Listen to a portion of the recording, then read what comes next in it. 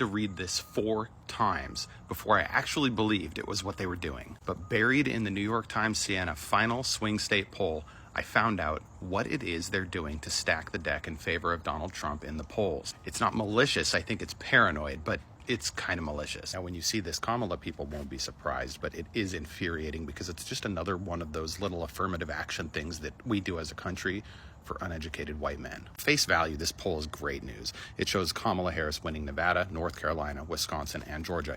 Even with Pennsylvania and Michigan tied, she takes the Electoral College. But I still wanted to see what was going on in these tight races in Pennsylvania and Michigan, so I had to dive into the data. Now, their sample size is actually not terrible. Men 48%, women 51%. Women in the public are actually about 53-54% of voters, though. And so they did adjust up in the likely electorate weighting, but it's still not enough. To get into the insane thing that they did with this poll, we have to look at the historical behaviors of voters with high school education or less. In these 4 election cycles, you can see that the percentage of voters that have a high school or less for education level has dropped every single year. This is all registered voters. So what this is saying is in 2019, of all registered voters, not likely voters, but all registered voters, it was 32%.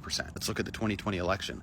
Those voters never attended college in exit polls. They looked at 15,000 voters randomly. 19% of them met this definition. But what did they do in the poll? Well, their raw data had it exactly right. 19% of voters in the sample had high school education or less.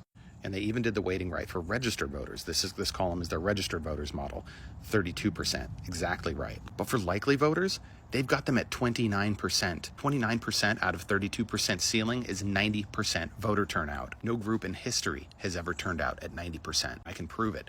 These are the past elections, every election cycle, broken down by education level. The blue line right there, less than high school. These voters in 2020 turned out at under 40%. The red line, high school education, in 2020, barely 50%. You combine these two groups and they might get to 50% turnout. And that's what we saw. Trump did get a little bit of an increase here by getting him up to 19% of the electorate, but that's a 60% voter turnout. And now in their newest poll, they're assuming that 29% of voters are going to have a high school education or less. Trump is not in his momentum era. He's in his momentum killing era. He's been convicted 34 times. He's lost the popular vote twice. He attacked the Capitol.